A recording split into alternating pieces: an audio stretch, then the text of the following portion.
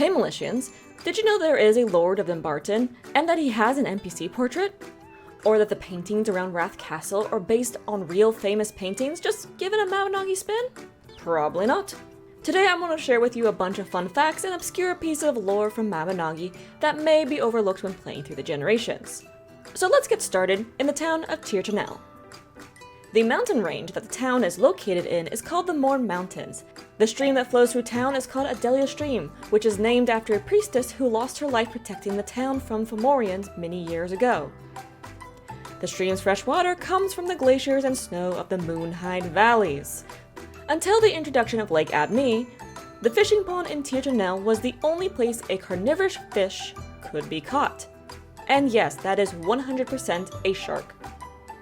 The blue bird in the tree by Chief Duncan's house is called Blue Lightning, and this sleepy bird apparently flies so fast that we can't perceive it moving from its nest. Speaking of the chief's house, if you enter the building you'll find the weird cat. Duncan says the cat just appeared in his house one day and made itself at home. He believes it has special powers, but hasn't really bothered trying to figure out what they are. The weird cat is the mascot of DevCat, the developers of the game. Bevan, the town's banker, originally had a different NPC portrait, but when the game was localized to North America, her appearance was changed. Here's a side-by-side of her Korean and North American portraits.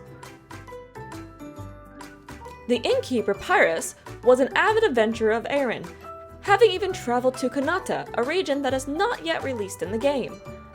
However, upon learning of his brother's death, he returned to Tirtonel to take care of his niece Nora and became the town's innkeeper. During April Fool's Day, players can find Fergus appearing in the Soul Stream instead of Nao. This is purely an April Fool's gimmick and not indicative of any lore implications. If you head towards the R dungeon from town, you'll come upon an apple tree with a sign in front of it.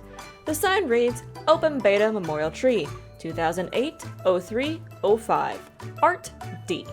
As it describes, this tree marks the day Mabinogi had its North American beta test.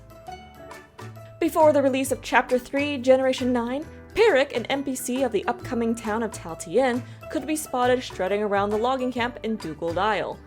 Players could talk to him and buy unique items from his shop that were highly uncommon during that time. The Spiral Hill in Dugald Isle is said to have been created by the goddess of land, Danu. This goddess is mentioned a few times via in-game items, but has not made a formal appearance yet in the game. And for a final nugget of information, there is a single cow locked behind the fence near the entrance of the Dugald residential area.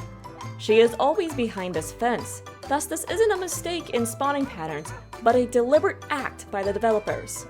Because she is off the map, you can't gather any milk from her. This poor gal. But that's all for the day. I'll catch you all next time with some more lore and fun facts from Mabinogi. Bye bye!